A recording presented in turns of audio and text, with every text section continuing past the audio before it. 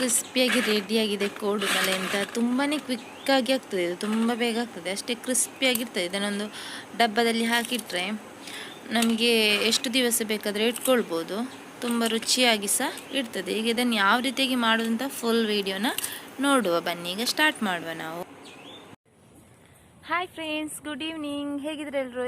ಎಲ್ಲರೂ ಪೂರ ಎಲ್ಲ. ಇವತ್ತೆಂತ ಗೊತ್ತುಂಟ ಫ್ರೆಂಡ್ಸ್, ನಾನೊಂದು ಸ್ನ್ಯಾಕ್ ರೆಸಿಪಿಯನ್ನು ನಿಮ್ಮ ಜೊತೆ ಶೇರ್ ಮಾಡ್ತೇನೆ.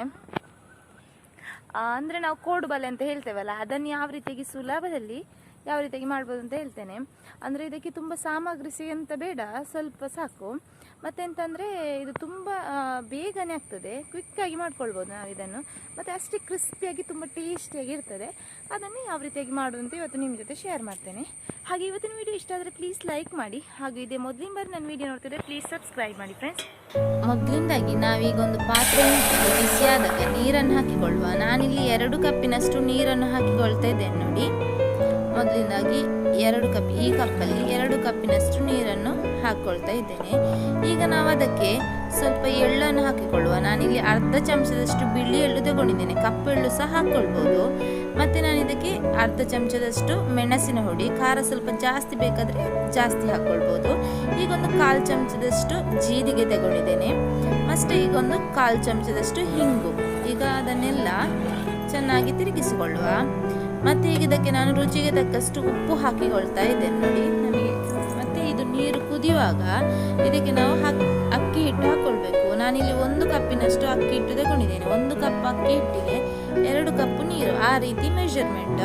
ಮತ್ತೊಂದು 2 ಚಮಚದಷ್ಟು ರವೆ ತಗೊಂಡಿದ್ದೇನೆ, ಬಾಂಬೆ ರವೆ ಅಂತ ಹೇಳ್ತೇವಲ್ಲ, ಅದು ತಗೊಂಡು ಈಗೆಲ್ಲ ನೀರಲ್ಲಿ ಇದನ್ನು ಚೆಂದ ತಿರುಗಿಸಿಕೊಳ್ಬೇಕು. ಒಂದು ಹದ ಮಾಡಿಕೊಳ್ಬೇಕು ನಾವು, ಚೆಂದ ಗಟ್ಟಿ ಆಗದಾಗೆ ಹಿಟ್ಟನ್ನು ಹದ ಮಾಡಿಕೊಂಡ್ರೆ ಆಯಿತು. ಮತ್ತು ಇದಕ್ಕೆ ತುಪ್ಪ, ಎಣ್ಣೆ ಅಥವಾ ಬೆಣ್ಣೆ ಯಾವುದಿದ್ರೂ ಹಾಕ್ಕೊಳ್ಬೋದು. ಅದು ನೀರಿಗೆ ಹಾಕ್ಕೊಳ್ಬೇಕು.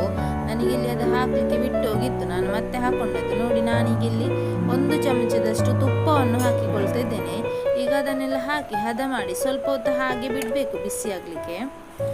ಈ ರೀತಿಯಾಗಿ ನೋಡಿ ಸ್ವಲ್ಪ ಹೊತ್ತು ನಾನು ಬಿಟ್ಟು ಈಗ ಎಷ್ಟು ಹೊತ್ತಾಯಿತು. ಈಗ ಸ್ವಲ್ಪ ತಣ್ಣಗಾದಾಗ, ಅಂದರೆ ಕೈಯಲ್ಲಿ ಹಿಡಿಯುವಷ್ಟು ಬಿಸಿ ಇದ್ದಾಗ ನಾವಿದನ್ನು ಈಗ ಮಾಡಿಕೊಳ್ಳುವ ನೋಡಿ. ಮೊದಲಿಂದ ಕೈಯಲ್ಲಿ ಈ ರೀತಿಯಾಗಿ ಮಾಡಿಕೊಂಡು ಒಂದು ಹದ ಮಾಡಿಕೊಳ್ಬೇಕು. ನೆಕ್ಸ್ಟ್ ಈ ರೀತಿಯಾಗಿ ಮಾಡಿ ನಾವು ಕೋಡುಬಳೆ ಯಾವ ರೀತಿಯಾಗಿ ಇರ್ತದೆ ರಿಂಗ್ ರಿಂಗ್ ಆಗಿ, ಅದೇ ರೀತಿಯಾಗಿ ಮಾಡಿಕೊಂಡ್ರೆ ಆಯಿತು. ಈ ರೀತಿಯಾಗಿ ಉದ್ದನೆಯಾಗಿ ಮಾಡಿಕೊಂಡು ಈ ರೀತಿಯಾಗಿ ಮಾಡಿಕೊಳ್ತೇನೆ ನೋಡಿ. ಈಗ ಈ ರೀತಿಯಾಗಿ ಮಾಡಿ ಕಟ್ ಮಾಡಿಕೊಂಡ್ರೆ ಆಯಿತು. ತುಂಬ ಸುಲಭ ಉಂಟು, ಹಾಗೆ ತುಂಬ ಬೇಗನೆ ಆಗ್ತದೆ. ಇದು ಹೆಚ್ಚು ಐಟಮ್ಸ್ ಎಂತ ಸಹ ಬೇಡ, ಅಷ್ಟೇ ರುಚಿಯಾಗಿ ಸೇರ್ತದೆ, ಕ್ರಿಸ್ಪಿಯಾಗಿ ಬರ್ತದೆ ನೋಡಿ. ಈ ರೀತಿಯಾಗಿ ಮಾಡಿಕೊಂಡ್ರೆ ಆಯಿತು. ಅಂದರೆ ನಮಗೆ ಚಹಾ ಕುಡಿಯುವಾಗ ಎಂತಾದರೂ ಒಂದು ಸ್ನ್ಯಾಕ್ ಇದ್ದರೆ, ಕುರುಕುರೆ ಆ ಥರದ್ದಿದ್ದರೆ ನಮಗೆ ಖುಷಿ ಆಗೋದು. ಅದಕ್ಕೆ ಬೇಕಾಗಿ ಈ ಸ್ನ್ಯಾಕನ್ನೊಮ್ಮೆ ನೀವು ಸಹ ಟ್ರೈ ಮಾಡಿ ಫ್ರೆಂಡ್ಸ್, ತುಂಬ ಸುಲಭ ಉಂಟು ನೋಡಿ. ಈ ರೀತಿಯಾಗೆಲ್ಲ ಮಾಡಿಕೊಂಡೆಲ್ಲ ಆಯಿತು. ನಾನಿಲ್ಲಿ ಮಾಡಿಕೊಂಡು ಇಟ್ಟಿದ್ದೇನೆ ನೋಡಿ. ಈಗ ನಾನು ಅಷ್ಟರಲ್ಲಿ ಎಣ್ಣೆ ಸಹ ಬಿಸಿ ಆಗಲಿಕ್ಕೆ ಇಟ್ಟಿದ್ದೇನೆ. ಅಲ್ಲಿ ಎಣ್ಣೆ ಸಹ ಚೆಂದ ಬಿಸಿಯಾಗಿದೆ. ಇದನ್ನು ಫಸ್ಟಿಗೆ ನಾವು ಹೈ ಫ್ಲೇಮಲ್ಲಿ ಇಡಬೇಕು, ಮತ್ತು ಮೀಡಿಯಮ್ ಫ್ಲೇಮಲ್ಲಿಟ್ಟು ನಾವು ಫ್ರೈ ಮಾಡಿಕೊಳ್ಬೇಕು. ಈಗೆಲ್ಲವನ್ನು ಹಾಕಿಕೊಳ್ತಾ ಇದ್ದೇನೆ ನೋಡಿ. ಎಲ್ಲ ಹಾಕಿಕೊಂಡಾಯ್ತು. ಈಗ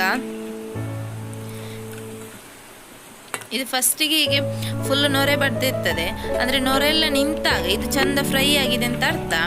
ಈಗ ನೋಡಿ ನೊರೆಲ್ಲ ಚಂದ ನಿಂತಿದೆ, ಇದು ಚಂದ ಫ್ರೈ ಆಗಿದೆ. ಈಗ ನಾವು ಇದನ್ನು ತೆಗೆದುಕೊಳ್ಳುವ ಒಂದು ಬಟ್ಟಲಿಗೆ ನೋಡಿ. ಈಗ ನಾನೆಲ್ಲ ತೆಗೆದುಕೊಳ್ತಾ ಇದ್ದೇನೆ. ಚಂದ ಕಾದೆಲ್ಲ ಚಂದ ರೆಡಿ ಆಗಿದೆ ನೋಡಿ. ಈ ರೀತಿಯಾಗಿ ಆಗ್ತದೆ, ನೊರೆಲ್ಲ ನಿಂತಾಗ ಚಂದ ಕಾದಿದೆ ಅಂತ ಅರ್ಥ. ಇದು ಚಂದ, ಇದು ಈಗ ರೆಡಿ ಆಯ್ತಿಲ್ಲ. ಈಗೆಲ್ಲವನ್ನು ತೆಗೆದುಕೊಂಡೆ ನಾನು. ಈಗ ನಮ್ದೆಲ್ಲ ಇದು ತುಂಬ ಬೇಗನೆ ರೆಡಿ ಆಯಿತು ನೋಡಿ. ಎಷ್ಟು ಚಂದ ಕ್ರಿಸ್ಪಿಯಾಗಿ ಬಂದಿದೆ ಅಂತ ಈಗ ನೋಡಿ. ನಾನಿಲ್ಲಿ ತೋರಿಸ್ತೇನೆ ಎಷ್ಟು ಚಂದ ಕ್ರಿಸ್ಪಿಯಾಗಿ ಬಂದಿದೆ ಅಂತ ನೋಡಿ. ಎಷ್ಟು ಕ್ರಿಸ್ಪಿಯಾಗಿ ಬಂದಿದೆ ನೋಡಿ, ತುಂಬಾ ಕ್ರಿಸ್ಪಿಯಾಗಿತ್ತು. ಇದನ್ನು ನಾವು ಎಷ್ಟು ದಿವಸ ಬೇಕಾದರೆ ಒಂದು ಬಾಕ್ಸಲ್ಲಿ ಹಾಕಿಟ್ರೆ ಒಂದು 10-12 ದಿವಸ ಸಹ ಇಟ್ಕೊಳ್ಬೋದು. ಈ ರೀತಿಯಾಗಿ ನೀವು ಸೊಮ್ಮೆ ಟ್ರೈ ಮಾಡಿ ಫ್ರೆಂಡ್ಸ್ ಕೋಡುಬಳೆಯನ್ನು. ಹಾಗೂ ಇವತ್ತಿನ ವಿಡಿಯೋ ಇಷ್ಟ ಆದರೆ ಪ್ಲೀಸ್ ಲೈಕ್ ಮಾಡಿ. ಹಾಗೂ ಇದೇ ಮೊದಲಿನ ಬಾರಿ ನಾನು ವಿಡಿಯೋ ನೋಡ್ತಿದ್ರೆ ಪ್ಲೀಸ್ ಸಬ್ಸ್ಕ್ರೈಬ್ ಮಾಡಿ. ವಿಡಿಯೋನ ನಿಮ್ಮ ಫ್ರೆಂಡ್ಸ್, ಫ್ಯಾಮಿಲಿ ಎಲ್ಲರ ಜೊತೆನೂ ಶೇರ್ ಮಾಡಿ ಫ್ರೆಂಡ್ಸ್. ಬಾಯ್ ಬಾಯ್, ನಾಳೆ ಸಿಗುವ. Thank you for watching.